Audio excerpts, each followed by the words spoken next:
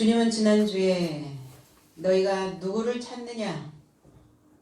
그들은 이렇게 대답합니다. 나사렛 예수라. 주님은 또 그렇게 당당하게 나다. 근데 그곳에 그를 파는 유다도 저들과 함께 연합되어 서 있었다는 겁니다. 거기에 굳이 왜 유다도 함께 섰더라 이러한 표현이 있었을까? 유다는 고정되어 있었고 주님이 잡혀가는 그 상황에서 그는 방관자로 있었다는 것을 의미하고 있습니다. 오늘 우리 말씀이 저와 여러분들의 삶에 가득 채워져서 그 채워짐이 넘치는 귀한 이 시간들이 되기를 원합니다. 6절로 7절 예수께서 저희에게 내로라 하실 때에 저희가 물러가서 땅에 엎드러지는지라 이에 다시 누구를 찾느냐고 물으신데 저희가 말하되 나사렛 예수라 하거늘 그랬어요. 예수께서 나는 존재한다. 에고에이미 나는 존재하는 실체다. 라는 것을 저들에게 표현하시고 근데 저들이 저 삶이 뒤에 이르러 떠나가 땅에 엎드러지다. 이 피프토라고 하는 단어는 넘어지다 라는 의미를 가지고 있어요. 7절 그런즉 다시 저 삶에게 물어 누구를 찾느냐 그러자 저 삶이 나사렛 예수라 또 표현을 했습니다. 그들이 물러가 이렇게 얘기했죠. 물러가 오피소라는 단어예요. 뒤라는 단어죠. 뒤에 후에 빌립보서 3장 13절로 14절에 형제들아 나는 아직 내가 잡은 줄로 여기지 아니하고 오직 한 일 즉 뒤에 있는 것은 잊어버리고 앞에 있는 것을 잡으려고 표대를 향하여 그리스도 예수 안에서 하나님이 위에서 부르신 부름의 상을 위하여 달려가노라 그랬어요. 바울 사도의 고백이죠. 뒤에 있는 삶을 소홀히 하고 뒤에 있는 삶을 잊어버리고가 아니라 소홀히 해야 된다고요. 뒤에 있는 것은. 그리고 앞에 있는 삶을 손을 앞으로 뻗어 이렇게 손이라는 단어가 거기에 들어가 있거든요. 앞에 있는 것을 잡으려고 잡다라는 이 의미에 에페크테이노마이라고 하는 이 단어가 들어있는데 손을 앞으로 뻗어 예수 그리스도 안에서 하나님의 위에 초청의 상에 연결하고자 표적을 쫓아 추적하노라 그랬어요. 왜 뒤에 있는 삶은 소홀히 해야 되는가? 그런데 왜 이들이 뒤로 갔는가? 주님이 나다 이러니까 깜짝 놀라서 뒷걸음치를 쳤다는 말인가? 그 의미가 아니죠. 굳이 왜 이 오피소라고 하는 뒤에라는 단어를 표현했을까 성경에? 단어 하나도 점 하나도 의미 없이 기록되어진 것은 아무것도 없습니다. 뒤에 있다라는 것은 그들의 삶은 어두움이라는 거예요. 어두움이 손을 뻗어 앞에 있는 그리스도의 지식의 빛을 붙잡아야 되는데 앞에 있는 지식을 붙잡지 못하고 있다는 겁니다. 구별된 나사렛 예수를 잡으려고 온 자들은 뒤에 머물러 있는 자들이에요. 뒤에 있었다는 거예요. 어두움에 머물러 있었던 자들입니다. 그러면 나의 믿음이 손을 뻗어 위로 초청받는 삶이 되려고 그 살아있는 지식을 취해야 되는데 그리고 그 달려가는 그 자세를 가져야 되는데 이 뒤에 있었던 자, 물러가 있는 자 그들은 손을 뻗쳐 그들의 살아있는 지식을 붙잡으려고 하지 않았다는 겁니다. 바울 사도의 손을 뻗은 것은 살려는 몸부림이죠. 우리가 살려달라고 할 때 어때요? 손을 뻗죠. 물에 빠져 있는 자들은 어때요? 손을 주머니에 넣고 있지는 않습니다. 손을 뻗어야 돼요. 근데 이들이 땅에 엎드려졌다, 땅에 넘어졌다 이렇게 얘기했어요. 뒤에 있는 삶이었고 그들은 땅에 넘어져 버렸어요. 왜 땅이라고? 이 땅이라고 하는 이 단어가 카마이라고 하는 단어인데 이 땅이 어떤 땅이냐? 갈라진 틈, 지나갈 수 없는 구렁 이런 의미를 가지고 있어요. 그러니까 갈라진 땅에 엎드려져 있었다는 것은 거기에 있는 가룟 유다와 거기에 군대와 대제사장과 바리새인들의 상태는 이미 그리스도 예수와 갈라섰다는 거예요. 다시 합쳐질 수 없는 건너가지 못할 강을 이미 건너가 버렸다는 거예요. 그들은. 그 삶이 나누어져 버린 것을 의미하고 있는 거예요. 그 땅에, 갈라진 땅에 넘어졌다는 의미는. 우리는 하나님의 지식을 움켜쥐고 그 먹이를 취하지 않고 있다면 하나님과의 거리가 멀어질 수밖에 없죠. 상대의 말을 듣지 않고 상대의 소리에 내가 귀 기울여지지 않는다면 그 사람과의 관계는 멀어집니다. 오늘 이 가룟 유다와 여기에 온 군대들은, 그리고 하속들은 어떤 자들이었냐? 이미 주님과 금이가 있었던 자들이었다는 거예요. 그리고 주님의 그 지식을, 그 주님의 먹이를 움켜쥐려고 하지 않았다는 겁니다. 그러니까 그들이 알고 있는 지식과 그리스도 예수가 전파하고 있는 그 복음의 지식이 너무 괴리감이 크다는 거예요. 그러니까 그 지식을 건너갈 수도 없고 그 지식을 건너오게 할 수도 없는 이러한 상황을 땅에 넘어졌다라고 이렇게 표현하는 거죠. 이해할 수 없는 상태였죠. 다니엘서 5장 25절에 기록된 글자는 이것이니 곧 메네메네 데겔 우바르시니라.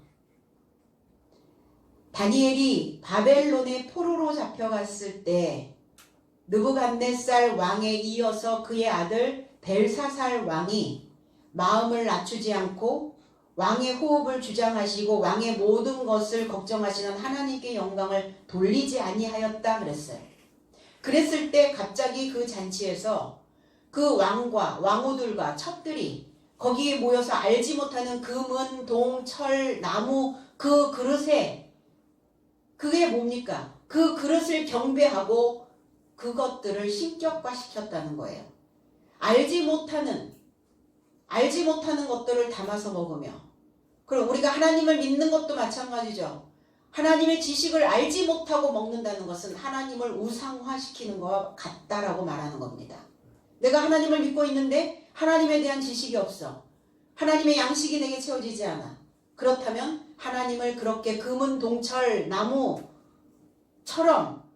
그렇게 그냥 숭배만 하고 있을 뿐이지 그것에 무엇이 담겨져야 되는지조차를 알지 못하고 먹더라. 거기에 모여있는, 이 바벨론에 모여있는 그들이 그 삶을 지금 살아가고 있었다는 거예요.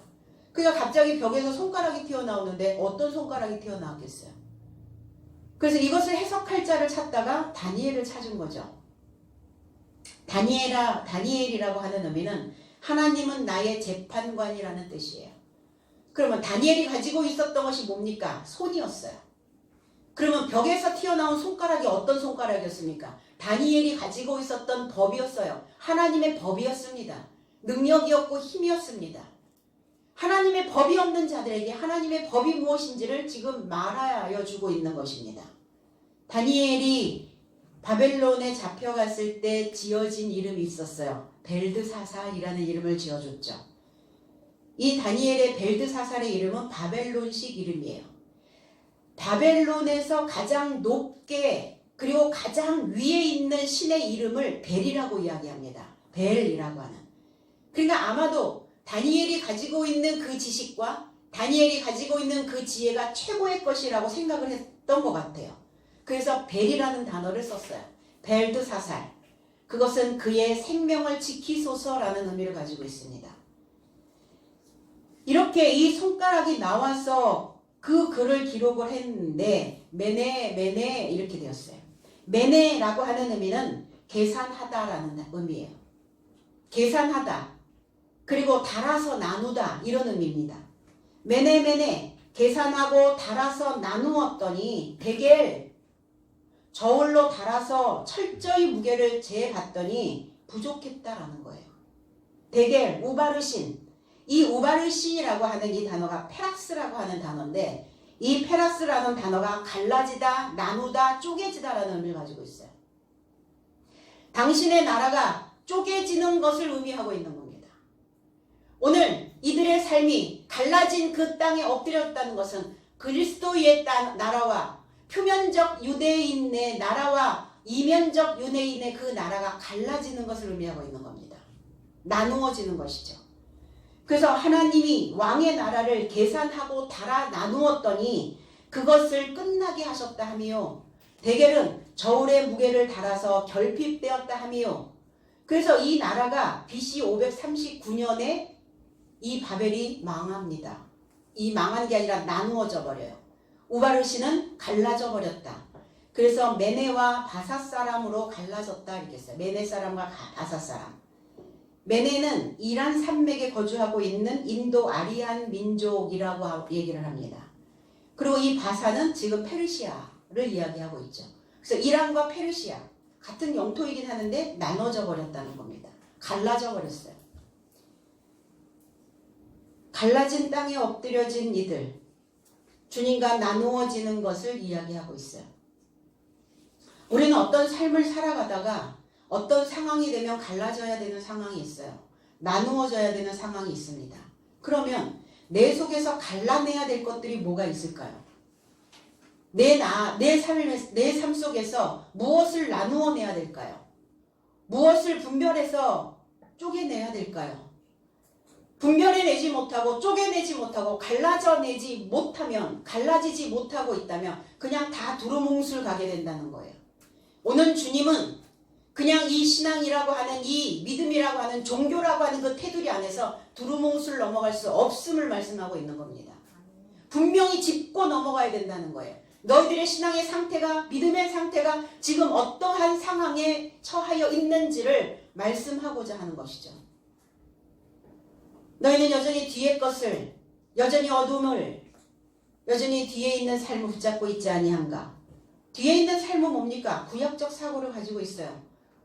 여전히 깨닫지 못하고 있는, 이해하지 못하고 있는, 저울에 달았더니 부족하고 결핍되어져 있는 그 신앙관을 너희가 아직도 붙잡고 있는가? 같이 갈 수 없는 자들이죠. 그러니까 같이 갈 수 없는 자들이라면 예전역에 그냥 나누어 버리시는 거예요. 왜? 그들과 함께 엮여서 괜히 함께 굴러갈 필요가 없다라는 생각을 하시는 거죠. 아쉽기는 하죠. 인간적인 생각으로는. 가룟 유다 아쉽죠. 그는 명철한 자였고 주님이 어디에 계시는지를, 어디에 계시는지를 그는 너무나 다 알고 있었다는 겁니다. 주님의 행보를 다 꿰고 있었다는 자예요. 주님의 스케줄을 다 읽고 있었어요. 주님이 겟세마네로 갈 것이다 라는 것을 이미 알고 있었거든요. 그런데 주님은 같이 갈 수 없는 자들을 이미 갈라서 내버리고 마는 것이죠. 그리고 주님은 저들에게 다시 반복해서 물으십니다. 누구를 찾느냐? 왜 반복해서 물으실까? 그들이 못 알아들었을까? 나다! 내가 실체다! 너희들이 찾고 있는 그 메시아, 그 존재로 온 실체다. 이렇게 말씀하고 계시는 건데 왜 그들이 누구를 찾고 있는지 모를까봐 다시 한번 반복해서 이야기하고 계시는 걸까요? 그렇지 않죠. 어떤 것을 어필하고 싶을 때 나는 너희들이 찾고 있는 난데 다시 물어보신 이유가 있죠. 진짜? 그렇게 할 거야? 꼭 그렇게 하고 싶은 거야? 우리 그렇게 다시 반복해서 묻는 이유가 뭘까요? 다시 생각해 보라는 거죠. 누구에게? 거기 가룟 유다가 있었잖아요. 제자가 있었잖아요. 그가 방관자로 고정되어져 있는 사고로 그리고 그리스도 예수를 팔고 있는 배반자로 있는 그 상황이 주님이 그렇게 유쾌할 리가 없죠. 마음 아프죠. 쓰릴 거 아닙니까? 주님의 사역 기간 내내 그는 하나님의 계명을, 하나님의 동계를 맡고 있었던 자였어요. 분명히 중직에 있었던 자였습니다. 그런데 그가 갈라져야 되는 상황이 벌어지니까, 나누어내야 되는 상황이 벌어지니까 아프셨을 거 아니에요. 다시 한번 기회를, 그리고 다시 한번 명시해 주시는 거죠. 혹여 그 유다가 돌이킬 수 있는지, 돌이킬 수 있는 기회를 잠깐이라도 주고 싶으셨을 것 같아요. 너희는 누구를 찾느냐? 그런데 이미 관계는 조각난 상태였었죠. 어떤 생각이 훅 올라왔을 때 그 생각을 바꾼다는 건 쉽지는 않아요. 어떤 것을 내가 마음먹고 결정을 하고 있으면 그 결정된 마음이 어떠한 메시지에 의해서 금방 바뀌지는 않습니다. 그런데 그 메시지를 바꾼 자가 있었죠. 베드로였어요. 베드로와 가룟 유다의 차이는요. 주님도 주님을 향하여 가룟 유다도 또 베드로도 너무한 자였다. 너무했어. 너무 넘어갔거든요, 선을. 그런데 베드로는 돌이켰다는 거예요. 뒤의 것을 붙잡지 않았다는 겁니다. 앞에 있는 그리스도 예수의 지식을 손을 뻗어 잡았다는 겁니다.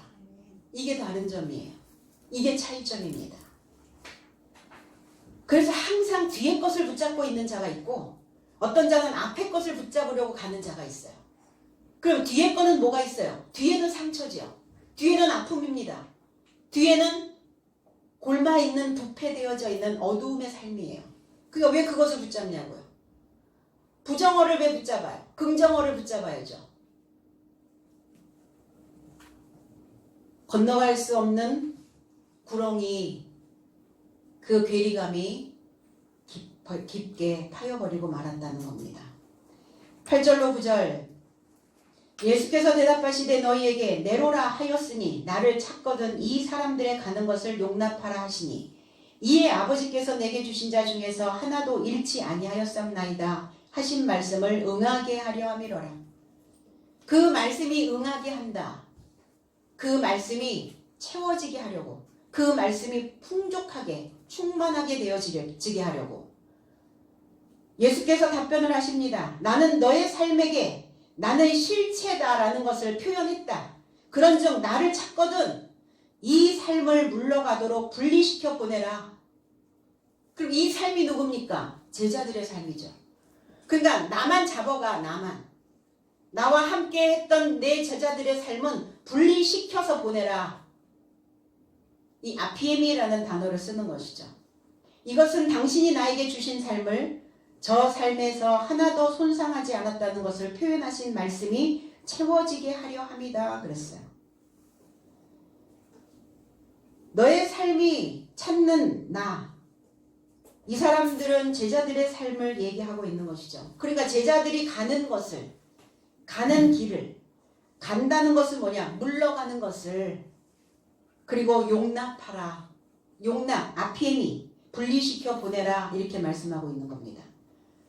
마태복음 4장 11절에 이에 마귀는 예수를 떠나고 천사들이 나와서 수종드니라 그랬어요. 여기서 떠나고 라는 단어죠. 예수를 떠난 게 아니라 마귀는 예수를 분리시켜 보냈다고요. 분리시켜서 보냈다고. 그러니까 마귀가 상대해야 될 대상이 아니다라는 생각을 한 거죠. 그러니까 내 상대는 아니야. 예수께서. 그러니까 내 삶에서 분리시켜 보낸 거예요. 그리고 주님은 말씀하셨죠. 사탄아 물러가라. 물러가라. 뒤로 오피소라는 단어를 쓰거든요. 사탄은 뒤에 있는 자입니다. 어두움에 있는 자예요. 과거에 있는 자입니다. 옛 삶에 머물러 있는 자입니다. 물러가라. 마귀가 시험했는데 왜 사탄아 물러가라 하셨을까? 사탄은 실체예요. 마귀는 허상입니다. 그러니까 실체를 물러가게 해야 되는 거죠. 사탄을 분리시켜 보내야 그 허상인 그 마귀는 자연스럽게 없어질 수 있어요. 허상이라는 건 뭐예요? 머리가 텅 비었다는 거예요. 빈 허자거든요. 빈 허. 하나님께서 주신 삶에서 하나도 잃어버리지 아니하였삼나이다. 잃어버렸다. 아폴리미라는 단어인데 멸망하다, 파괴하다, 손상시키다. 아버지께서 주신 제자들 중에 하나도 손상되지 않았습니다. 그런데 가룟 유다는 손상됐잖아요. 그건 하나님의 의해서가 아니에요. 그는 그 스스로 그 길을 선택했다는 겁니다. 뒤에 있는 것을 붙잡은 거예요. 사탄을 붙잡은 겁니다. 누가복음 19장 10절에 인자가 온 것은 잃어버린 자를 찾아 구원하려 함이니라 그랬어요.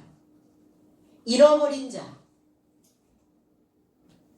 그러니까 주님은 잃어버린 자를 막 찾으러 다닌다는 말입니까? 아니죠, 그게. 잃어버린 자가 아니라 손상된 자. 인자는 손상된 자를 찾아 구원하려고 오셨다는 거예요. 왜 손상됐을까? 뭐 때문에 손상이 됐죠? 아, 내 위가 손상이 됐어. 물건이 손상이 됐어. 형체가 없어진 어떠한 것을 우리는 손상됐다고 얘기합니다. 아, 그릇이 손상이 됐어. 깨져가지고. 손상됐으니까 배상해드리겠습니다. 이러잖아요. 왜 손상이 됐을까요? 잘못된 것을 먹으면 내 속이 손상이 됩니다. 손상이 되면 어때요? 가치가 떨어져 버리죠. 손상된 자, 하나님의 가치가 떨어져서 손상되어져 있다면 하나님은 그 손상된 자, 그 그리스도 예수를 통해서 손상된 자를 건져내려고요. 왜 계속 손상이 될까? 그 삶에서 머물러 있으니까 손상이 되는 거예요. 더러운 물에 있으니까 손상이 되는 겁니다. 깨져있는 조각난 그 삶에서 머물러 있으니까 손상이 되는 거예요. 신앙인으로서의 가치를 잃어버리고 있단 말이에요. 내가 하나님을 믿고 있다라고 하는, 내가 그리스도인이라고 하는 그 가치를 내가 스스로 인정하지 않고 있어요. 하나님의 가치가 손상되어졌다는 겁니다. 왜 그 가치를 알지 못해요? 왜 하나님을 믿고 있는 내가, 내 삶의 가치를 왜 내가 손상시키고 있는가? 그러한 자를 건져내려 함이라. 그러면 손상되었다라는 것을 알고 있는 자를 건져내시는 것이지, 내가 손상되었다라는 것조차도 모르고 있는 자를 건져줘봤자 그거에 대한 감사는 없다는 겁니다. 왜 건져냈냐고요? 왜 살려냈냐고? 이럴 거 아니에요. 손상된 그 신앙에 무엇으로 변상을 할 겁니까? 구원입니다. 하나님의 가치를 손상시켰다면 내가 구조를 받는 것으로 변상해드려야 돼요. 구조를 받는다는 게 뭐예요? 건짐을 받는 겁니다. 다시는 그 삶으로 돌아가지 않는 거예요. 다시는 뒤에 있는 삶을 소홀히 하는 거예요.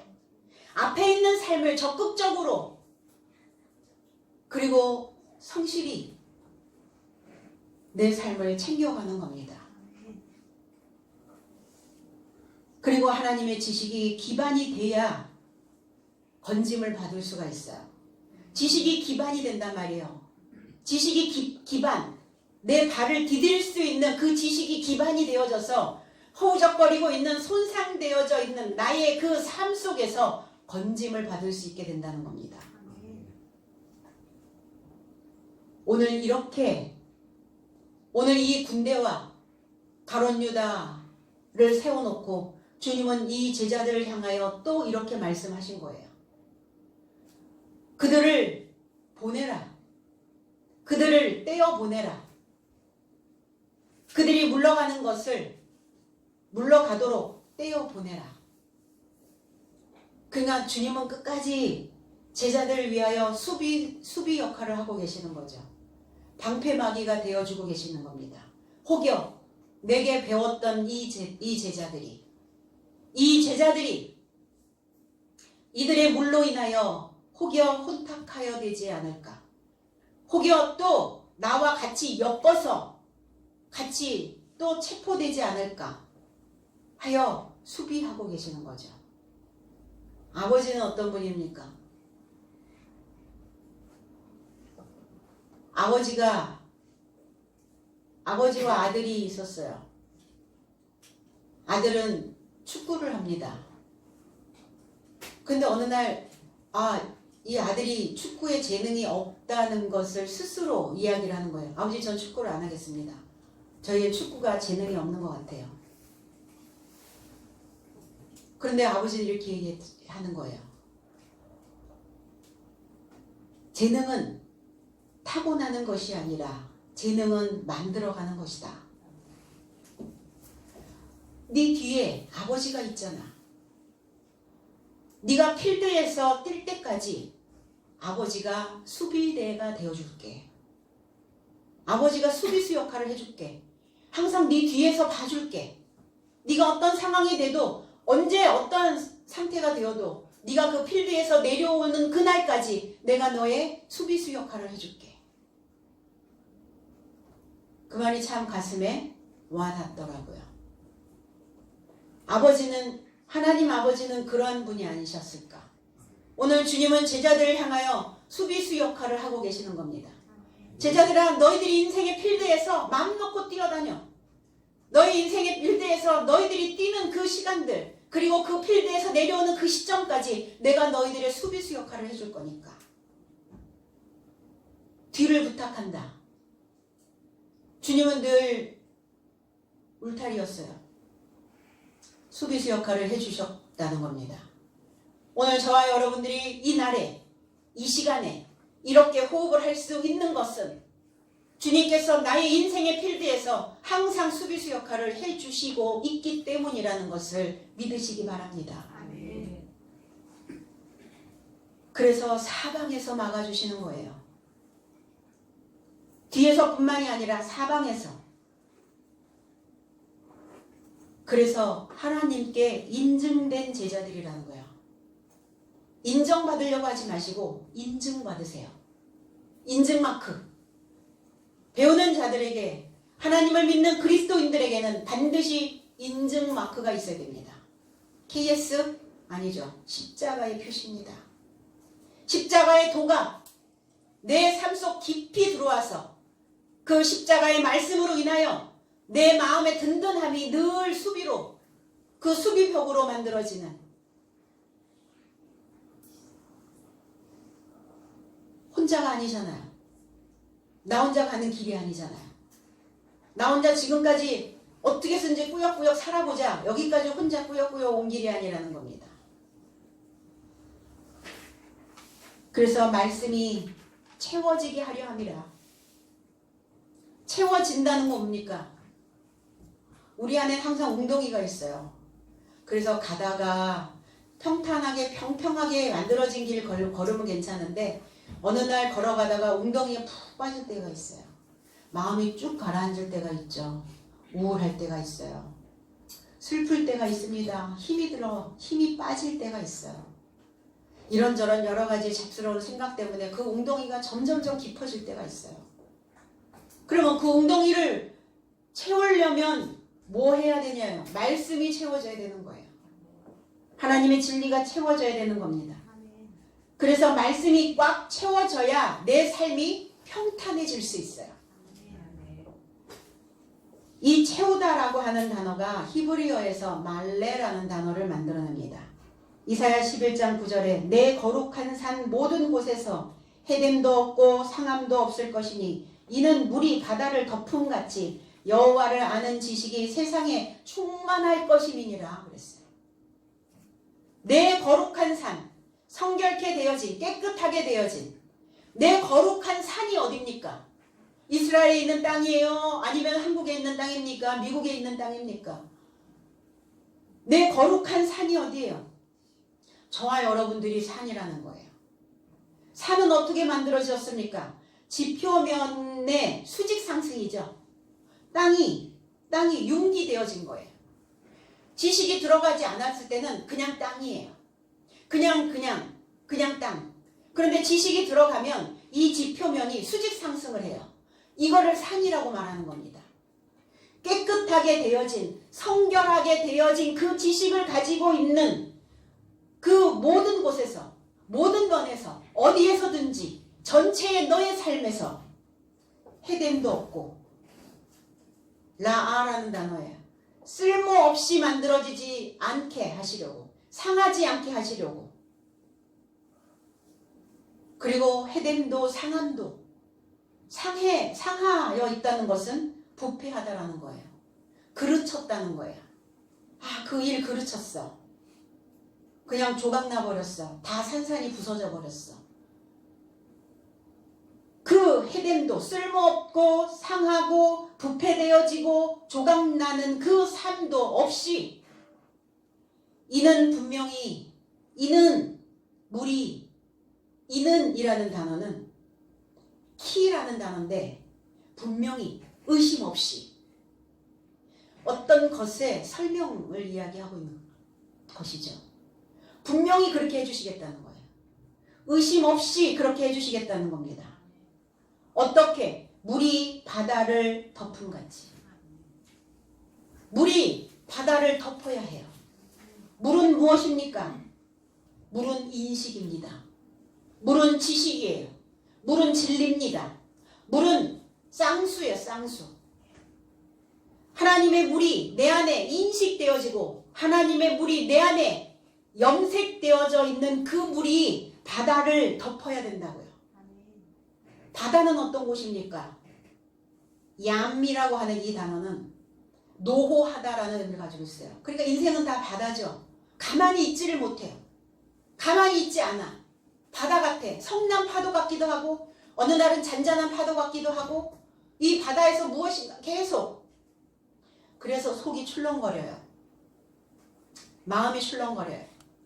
날씨가 굳으면 또 성난 파도처럼 막 또 거세게 일어나기도 해요.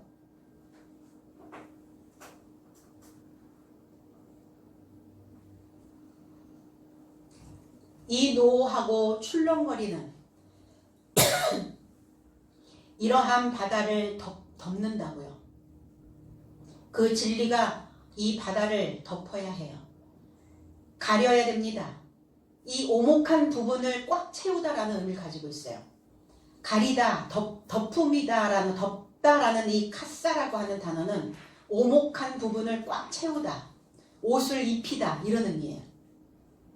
그냥 바다는 어때요? 그냥 늘 잔잔하게 있진 않아요. 뭐가 오목 이렇게 오목하죠. 그러니까 그거를 채운다고요. 그거를 메꾼다고요.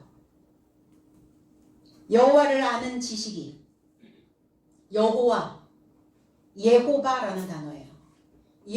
여호와라는 단어는 구약에서만 있습니다.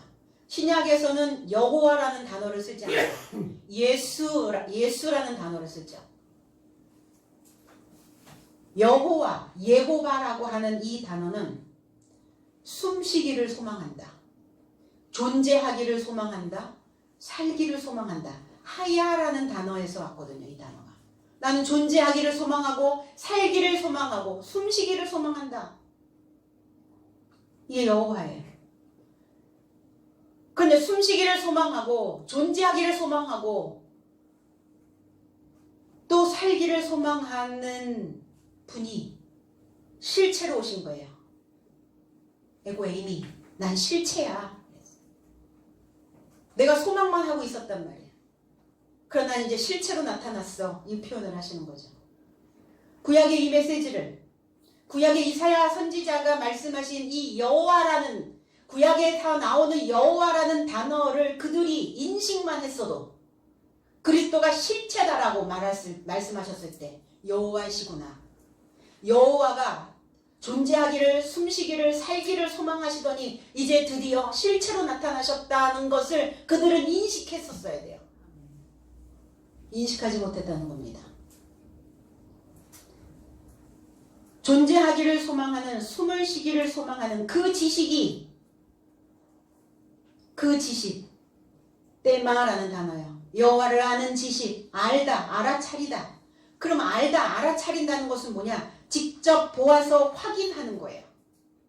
여러분들이 이 직접 보아서 확인하는 겁니다. 무엇으로 직접 보여줄 거냐고요? 내 삶으로 직접 보여주는 겁니다. 내 행위로 직접 보여주는 거예요. 과연 그가 여호와를 소망하고 있더니 그 여호와를 아는 지식이 그 삶을 채웠구나. 직접 보아서 알아야죠. 그래서 이 아는 지식이라고 하는 이 때마라는 이 단어 속에 신접자가 나와요. 신을 접한 자는 알고 있다라는 거예요. 신을 접한 자만이 지식이 있다는 겁니다. 그래서 신은 지식인 거예요. 하늘을 아는 지식, 하나님을 아는 지식. 그럼 하나님을 아는 지식을 가지고 있다는 것은 하나님의 신과 내가 접촉되어져 있다는 겁니다. 신접자, 이런 우리 뭐 생각나요? 무당? 신내림? 신이 어디서 내려옵니까? 신이 어디서 내려온다고 막 그러는데 안 보이더라고요. 제 눈에는. 신은 지식이에요. 지식은 눈으로 보여집니다. 단어 보이잖아요. 낱말 보이잖아요. 문장 보이잖아요. 그 이해한 그 뜻이 보이잖아요. 이게 여호와를 아는 지식이 세상에 충만할 것임이니라. 세상은 어떤 세상입니까? 에레츠라고 하는 세상입니다. 이 세상에, 에레츠라고 하는 세상에 채워져야 돼요. 에레츠는 어떤 땅이었어요? 하나님이 천지를 창조하시니라 땅을 창조하셨는데 에레츠라고 하는 땅을 창조하셨어요. 그 땅이 어땠어요? 공허했어요. 비어 있었어요. 혼란스러웠어요. 무지하였어요. 그래서 이 지식이, 여호와를 아는 그 지식이, 살기를 소망하는 그 지식이, 존재하기를 소망하는 그 지식이 채워져야 된다고요. 채워진다는 것은 그냥 아슬아슬하게 아구까지 채워져 있는 상황이 아니에요. 흘러 넘치는 겁니다. 충만케 되어지면 어때요? 흘러 넘치죠. 그럼 흘러 넘치면은 넘치는 그 물들을 누가 먹습니까? 내 주변에 있는, 내 삶이, 내 옆에 있는, 내 가까이 있는 그들이 내 삶 속에서 흘러 넘치는 이 충만한 물들을 그들은 또 마시게 된다는 겁니다. 10절로 11절. 이에 시몬 베드로가 검을 가졌는데 이것을 빼어 대제사장의 종을 쳐서 오른편 귀를 베어버리니 그 종의 이름은 말고라. 예수께서 베드로더러 이르시되 검을 집에 꽂으라. 아버지께서 주신 잔을 내가 마시지 아니하겠느냐 하시니라 그랬어요. 자, 말고 아님 말고 아님 말고가 아니라 말코스라는 단어예요. 시몬 베드로가 가진 검을 빼어서 그것으로 대제사장의 종을 쳐서 오른편 귀를 베어버렸어요. 오른편 귀를. 그것으로, 그리고 그 귀를 베어버리고 그 종의 이름은 말코스이더라. 예수께서 베드로에게 설명을 하십니다. 너의 검을 칼집에 넣어라. 아버지께서 나에게 주신 잔을 내가 결코 마시지 않겠느냐 하시더라. 그러니까 베드로는 그리하지 마옵소서. 내가 십자가에 못 박혀 죽을 날이 올 것이다. 너희들은 신랑을 잃어버릴 날이 올 것이다. 너희들은 그때 금식할 것이니 지금은 실컷 먹어라. 주님 그리하지 마옵소서. 베드로는 너무 잘 알고 있거든요. 그 사건을. 그러니까 주님을 잡으러 온 이들에게, 주님을 잡으러 온 대제사장의 말코스, 이 말코스는 히브리어로 가면 멜라크라고 하는 단어를 만들어냅니다. 멜라크라고 하는 단어는 왕이라는 단어예요. 그러니까 대제사장의 종 이러니까 거기 수하에서 일하는 뭐 이런 사람인가 하여 봤더니 왕이 온 거예요. 왕. 그러면 그 시대는 제사장 밑에 왕이죠. 왕이 위에가 아니에요. 제사장 밑에 왕이에요. 그래서 이게 종이라는 단어, 수종 드는 자, 수하에 있는 자, 보좌관의 역할을 하는. 그럼 왕은 어떤 자입니까? 다스리는 자죠. 다스려야 해요. 바른 정치를 해야 돼요. 올바르게 해야 돼요. 그럼 다스리는 자가 무엇이 필요합니까? 옳은 사상, 옳은 법을 가지고 있어야 되는 것이죠. 오늘 베드로가 가지고 있는 이 검, 마카이라라고 하는 이 검은 여성의 칼이에요. 여성이 더 날카롭습니까? 남성이 더 날카로워요. 여성이 훨씬 더 날카롭고 예민하죠. 그래서 여성의 칼이라는 것은 굉장히 예리하고 날카로운 칼이라는 의미를 가지고 있는 거예요. 굉장히 날카로운 칼이에요. 그래서 이 칼의 의미는 전쟁이요, 싸움을 할 때 필요한 도구죠. 무기라는 겁니다. 마태복음 10장 34절에 내가 세상에 화평을 주러 온 줄로 생각하지 말라. 화평이 아니요 검을 던지러 왔다. 마카이라. 검을 던지러 왔다. 그럼 검을 던지러 왔다는 건 뭐냐? 전쟁하러 오셨다는 거예요. 그럼 어떤 전쟁입니까? 육적 전쟁이 아니죠. 영적인 전쟁이라는 거예요. 너희 생각 속에서 일어나고 있는 그 사상들의 전쟁. 너희가 지금 뒤에 있는 것을 붙잡고 있는지 앞에 있는 것을 손을 뻗어 붙잡고 있는지 그 전쟁이라는 거예요. 네 손에 무엇을 붙잡고 있는지 그것을 잘라내야 되는 전쟁이라는 거예요. 그리고 네 생각 안에서 무엇을 지금 먹고 있는지 먹거리 전쟁이라는 겁니다. 어떤 말씀으로 살고 있는지 어떤 말씀으로 옷을 입고 있는지 전쟁이라는 거예요. 먹고 마시고 입는 것 모두가 다 전쟁이에요. 그럼 무엇을 먹을까? 무엇을 마실까? 무엇을 입을까? 이건 뭐예요? 다 말씀이죠. 무엇을 먹고 무엇을 마시고 무엇을 입는가에 따라서 사람의 모양새가 달라져요. 그렇지 않나요? 나 뭐 먹었어. 우리 막 인스타그램 같은 거, 막 SNS 이런 데 막 어디 식당 가면 막 그거 찍어가지고 올리죠. 왜 올려요? 나 이런 거 먹고 살거든. 나 이렇게 먹고 나 좀 괜찮게 품위 있게 사는 사람이야. 이거 보여주고 싶은 거잖아요. 왜 그거 다 찍어가지고 보여주냐고요. 무엇을 마시는가? 그래서 물 한 병도 그냥 들고 다니지 않고 그냥 이런 그 물 먹지 않고 뭐 프랑스에서 온 무슨 물 막 이런 거 얘기하죠. 먹고 마시고 입는 거. 그래서 사람들은 명품에 지금 경제가 너무너무 안 좋죠. 서민 경제는 바닥이죠. 그런데 상류층 경제는 바닥이 아니에요. 명품관에 사람들이 줄 나래비로 서 있어요. 없어서 못 판대요. 세일 이러니까 그거 막 아침부터 막 이른 아침부터 줄 서가지고 물건이 없어서 그런답니다. 그럼 그런 걸 보면서 어떻게 경제가 바닥이라고 얘기할 수 있냐고요? 없잖아요. 왜 그럴까? 보여주는 거예요. 폼 내고 싶은 거예요. 폼생폼사로 살고 싶은 거예요.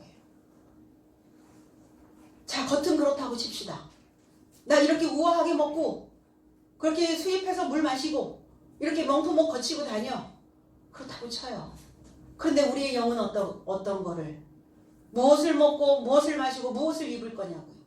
어떤 먹거리를 그것 자체가 내 안에서 먹었던 거 그동안 내가 먹었던 거 잘라내야 되고 뭘로? 예리한 칼로 그동안 내가 마셨던 그 진리가 아닌 비진리 더러운 물 그것도 버려야 되고 내가 낡은 옷 옛날 옷 걸쳐 입었던 거 그것도 다 잘라내야 되고 전쟁이라는 겁니다. 왜? 다 새롭게 리셋해야 되니까 다 바꿔야 되니까 다 변화돼야 되니까 하던 대로 하면 살던 대로 살면 너무 재미없으니까 하나님을 믿는데 왜 재미없어요? 신앙생활 하고 있는데 왜 내 안에 활기찬 능력들이 생기지 않습니까? 왜 새로운 것을 해보려고 내가 마음조차도 먹지 않는 거예요? 늘 하던 거 그냥 하다가 그냥 갈 거냐고요. 제가 남편에게 그렇게 얘기합니다. 여보 우리 이제 안 해본 거 뭐 해보자 한번. 지금 이 시점에서 안 해본 거 하고 살아봐야 돼. 뭐가 있을까 한번 찾아보자. 해보는 거죠. 그래서 성령의 예리한 말씀의 검을 맞이해야 된다는 겁니다. 이 검 말씀이에요. 하나님의 해석된 말씀입니다. 이 말고 멜레크 왕의 오른편 귀를 떼어버렸다고요. 왜 그랬을까? 너 지금 옳은 소리를 듣고 있느냐는 거예요. 옳은 소리를 듣고 다스릴 수 있도록 그 역할을 지금 잘 해야 하는데 그 보좌관의 역할이 지금 쓸데없는 권력이나 권세나 이런 거에만 치중되어져 있다는 거예요. 종교와 정치는 별개입니다. 사실 어떻게 보면. 그래서 종교라고 하는 그 권한은 치외 법권이었어요. 근데 거기에 왜 왕이 왔냐고요. 넘나드는 거죠. 네가 옳은 정치를 하고 있지 않구나.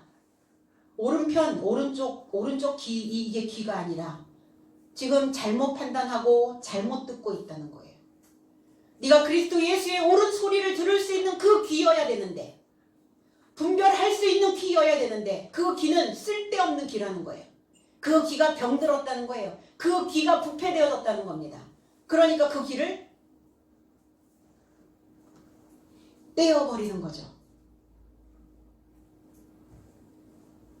정치 유정자들만 합니까? 각자의 정치는 안 하세요? 나를 다스릴 수 있는 그 정치를 할 수 있으려면 옳은 소리를 들어야 됩니다. 그 바른 소리를 듣기에 병들었다면 잘라내셔야 된다고요. 내 귀는 어떤 소리를 담아내고 있는가? 살려내는 소린가? 죽이는 소린가? 병든 귀는 왜 잘라내야 되는가? 병든 귀는 듣기에 게을러요. 잘 안 들어요. 잘 안 들려요. 그 뭐예요? 아, 내가 옳은 소리를 듣는 귀가 병들었구나. 그럼 뭐 하셔야 돼요? 베드로처럼. 아니, 그러니까 말고의 귀를 잘라내시기 전에 주님은 제지를 하셨어야지. 이미 저질러 놓고 칼집에 칼을 꽂아라 이러시고 뭐 할 거냐고. 그렇지 않아요? 그런데 그것도 허락하시렸다는 거예요. 무엇인가 어떠한 상황들을 교훈을 주시고자 하셨던 것이죠. 분리시켜 잘라내버렸어요. 그래서 마태복음에는 너의 손이 실족하게 하거든 찍어버리라. 너의 발이 너를 실족하게 하거든 찍어버려라. 아니 그러면 그거 다 찍어내고 다 잘라내고 다 분리시켜 버리고 그러면 다 불구자로 살아야 됩니까? 불구자로 그 영생에 들어가는 것이 훨씬 낫다 이렇게 말씀하시는데 그러면 우리의 육체의 이런 지체를 이런 것들을 다 찍어버리고 뽑아내라는 겁니까? 그게 아니죠. 그런 잘못된 생각, 부패되어진 생각, 잘못된 마음을 지금 먹고 있다면 잘못된 것을 붙잡고 있다면 그 손은 찍어버리라는 거예요. 그 손은 떼어버리라는 겁니다. 네 발이 잘못된 길을 가고 있다면 잘못된 방향으로 그 생각들을 자꾸 틀어서 가고 있다면 그 발은 너를 넘어지게 하는 거기 때문에 그 발은 떼어버리라는 겁니다. 분리시켜버리라는 거예요. 예수께서 너의 검을 칼집에 넣어라. 우리 모두는 다 칼을 갖고 있습니다. 가슴에 칼 하나씩 품고 있나요? 어떤 것이든 다 칼을 가지고 있어요. 칼을 갈죠. 뭐 하려고? 요리하려고. 원수 갚으려고? 우리는 왜 자꾸 원수 갚으려고 칼 간다고 생각하죠? 칼을 갈죠. 뭐 하려고요? 의사가 수술하려고. 칼을 갈죠. 왜? 검사는 그 판결에 칼을 갖고 있어야 돼요. 예리한 칼을. 그렇지 않으면 엉뚱하게 잘라내잖아요. 저와 여러분들의 혀가 칼입니다. 그럼 이 혀에서 나가는 그 칼이 나를 죽이는 칼인지 이 혀에서 나가는 이 칼이 내 잘못된 부패되어진 쓸모없는 상하게 만들어져 있는 그것을 잘라내고 나를 살려내는 칼인지를 생각하셔야 된다고요. 가끔은 그 칼로 난도질도 하죠. 사람의 마음을 난도질도 합니다. 그게 칼이기 때문이에요. 다 다져놔요. 마음을. 다 잘근잘근 씹어놔버려요. 살려내는 힘을 주는 그 혀에 칼이 되어야 된다는 겁니다. 히브리서 4장 12절에 하나님의 말씀은 살아있고 활력이 있어 두 날 가진 모든 검을 초월하여 보다 예리하여 혼과 영과 관절과 골수를 찔러 쪼개기까지 하며 또 마음의 생각과 뜻을 판단케 하시며 그랬어요. 말씀은 두 날 가진 검보다 예리하여 관통한다고요. 말씀은 살아있고 말씀이 어떻게 살아있어요? 말씀이 움직인다고요. 그래서 그 살아있는 그 말씀은 두 날 가진 검처럼 예리하여 관통한다고요. 그러면 그 말씀이 예리하여 관통할 수 있도록 칼을 갈아야죠. 누구는? 목자는, 설교자는, 지도자는. 맨날 했던 거 퍼다 주고 여기저기에서 퍼다 갖고 오고 설교집 뒤적거려서 또 하고 했던 말 또 하고 반복해서 하고 예리하지 않잖아요. 관통하지 않는 거예요.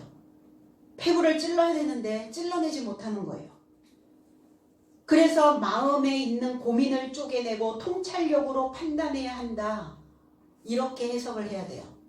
마음에 있는 마음의 생각과 뜻을 마음에 있는 생각이 아니라 마음에 있는 고민과 그리고 그 고민을 쪼개내고 통찰력으로 판단을 해야 된다고요. 칼이 왜 필요해요? 쓸데없는 고민하지 말라고요. 쓸데없는 고통 때문에 거기에 그 에너지 소진하지 말라는 거예요. 그리고 통찰력으로 판단하시라고요. 통찰력은 뭡니까? 뼛속까지 MRI처럼 뚫어볼 수 있는 능력이죠. 사물을 꿰뚫어 볼 수 있는 능력을 통찰력이라고 하는 거예요. 그러면 통찰력이 있는 자는 어떤 자입니까? 내 상태를 꿰뚫어 보고 있다는 겁니다. 내 상태를 꿰뚫어 볼 수 있는 그러한 힘을 가지고 있어야 된다는 거죠. 그래서 쓸데없이 고민하지 마시고 스스로 고통받지 마시고, 오늘 주님은 이렇게 말씀하십니다. 내가 그 고난의 잔을 마시지 않겠느냐? 절대 마시지 않겠느냐? 그러니까 절대 마신다. 네가 아무리 그렇게 해도 나는 그 길을 가야 된다. 왜 하나님께서 무엇 때문에 고난에 쓴 잔을 그리스도 예수께 주셨는가? 주님이 뭔 죄가 있어요? 그리스도 예수가 무엇 때문에? 인류의 죄 때문에? 그 인류는 누굽니까? 나죠. 인류는 온 인류? 아니죠. 부부가 오래되면 인류와 인류가 산대요. 동포끼리 산대요. 어떨 때는. 자, 이 인류를 위해서, 왜? 그리스도 예수가 내 안에 계시기 때문에, 내 안에 있는 어둠의 요소, 내 안에 있는 불미스러운 것, 내 안에 나를 실족하게 만드는 것, 나를 상하게 만들고 썩게 만드는, 내 인생을 쓸모없게 만드는 그러한 생각들을 붙잡고 십자가에 못 박으시는 거죠. 그러니까 그 생각을 버리는 것 자체가 쓴잔이라는 거예요. 쓴잔. 하던 대로 하고 했던 대로 하고 살던 대로 살면 쓴잔 먹을 이유가 아무것도 없어요.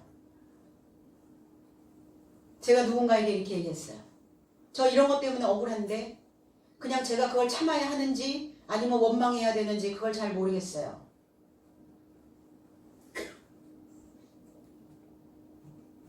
그래서 원망은 하되 비교는 하지 말고, 근데 내 안에 괜찮아, 아무 일도 없었던 것처럼 괜찮아, 아니야, 아무것도 없어, 이렇게 계속 내 안에 억압을 시켜놓다 보면 어느 날 삶의 어떤 시점에서 그 억압되었던 것들이 다 나를 알아봐 달라고 튀어나온다.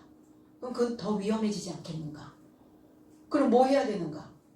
내 안에 그것을 계속 억압시켜 놓지 말고 내 삶이, 내 생각이 이렇다라는 걸 상대에게 표현해 볼 수 있어야 되지 않겠나? 그랬더니 그냥 그게 좀, 왜? 안 해봤으니까, 안 간 길이니까. 그러니까 그것이 그에게는 마시는 쓴잔과 같았었던 것 같아요. 해보면 다를걸. 그래서 대면하여 말하기 어려우면 문자라도 보내. 내 마음이 이랬다라고. 내 생각은 이런 거였는데 이러한 그 메시지를 받으니까 내 생각이, 내 마음이 이랬다고 보내. 주춤거리다가 보내볼게요 이라고 보냈대요. 보냈는데 이제 또 장문의 문자가 왔겠죠. 그쪽에서 그게 아니라 뭐 이거였는데 이렇게 생각했었다니 너무 미안하다, 뭐 이렇게 문자가 왔대요. 그러니까 어떠냐고. 할 때는 너무 좀 고통스러웠었는데 하고 나니까 좋았습니다, 이렇게 문자가 왔더라고요. 익숙한 것만 하면 쓴잔 먹을 이유 없죠. 하지 않은 것을 해야 되기 때문에 쓴잔인 거예요. 주님도 내 안에서 불필요한 것들을 다 한꺼번에 묶어서 못 박아야 되니까 그것이 쓴잔이었다는 거예요. 그 쓴잔을 누가 마십니까? 주님이 마셔요? 주님만 마십니까? 나는 안 마셔요? 나는 그 나는 쓴 잔을 경험하지 않아도 되는 겁니까? 주님이 이미 다 대리로 다 하신 거예요? 그런 신앙이 어디냐고요? 그런 믿음이 어디 있어요? 그 믿음은 내 것이고 그 신앙은 내 건데 나는 경험하지 않고 간접 경험으로 인하여 나는 이미 다 됐다라고 말할 수 있냐고요? 내가 그 익숙한 것에서 벗어나지 않으면 내게는 쓴잔이 오지 않아요. 그러나 익숙한 것에서 벗어나고자 몸부림칠 때, 살고자 할 때, 새로운 것을 만들어내고자 할 때 내게는 쓴잔이 옵니다. 그래서 주님의 쓴잔은 내 안에 있는 그 인생을 위한 십자가의 죽으심이었던 거죠. 그렇다면 나의 삶도 십자가의 길을 걸어가며 나의 본성적 삶을 탈바꿈해야 되는 쓴 잔을 결코 마시게 됩니다. 그래서 그 입에서 날성검이 나오고 날성검으로 그 불필요한 것들을 다 잘라내면 얼굴은 힘있게 비치는 것처럼 밝아지게 된다는 겁니다. 그래서 만나는 사람에게 십자가의 빛으로 그들을 살게 해주는 거예요. 그리스도인으로 산다는 게 무엇인지 그것을 이해하고 깨닫고 내 삶의 어떠한 역경도 주님이 하나님이 함께 하기에 우리는 다 이겨낼 수 있다는 것을 그 마음을 간직해야 된다는 겁니다. 혼자가 아니죠. 지금까지 같이 왔던 거예요. 그럼 앞으로도 혼자 가시려고 생각하니까 막막하잖아요, 삶이. 지금까지 했던 것처럼, 지금까지 하나님과 동행했던 것처럼 내 앞날도 내가 가는 그 길도 주님이 분명히 내 사방에서 나를 막아주시고 나와 동행해 주신다는 것을 믿어야 된다는 겁니다. 앞으로도 이제 주님과 동행하고 믿는 자들이, 배우는 자들이 함께 어우러져서, 그래서 함께 어우러지려면 주님과 내가 친구가 되어서 동행하려면 우리는 그 수준에 이르는 그 자람이 있어야 된다는 것입니다. 오늘 우리 모두가 다 성장하여지고 성장한 그 나무는 과실의 착과량이 좋아져요. 착과량이 좋아야죠. 농부가 농사를 지었는데 착과량이, 수확량이 좋지 않으면 그 아무 의미가 없는 거죠. 내가 이때까지 믿었는데 내가 하나님께 내놓아야 되는 그 착과량이 없으면 우리의 신앙은 쓸모없게 되어질 수밖에 없습니다. 그러나 오늘 주님과 동행하는, 그래서 그 수준에 자라기를 소망하는 저와 여러분들에게 축복된 삶이 있기를 원합니다. 기도드리겠습니다.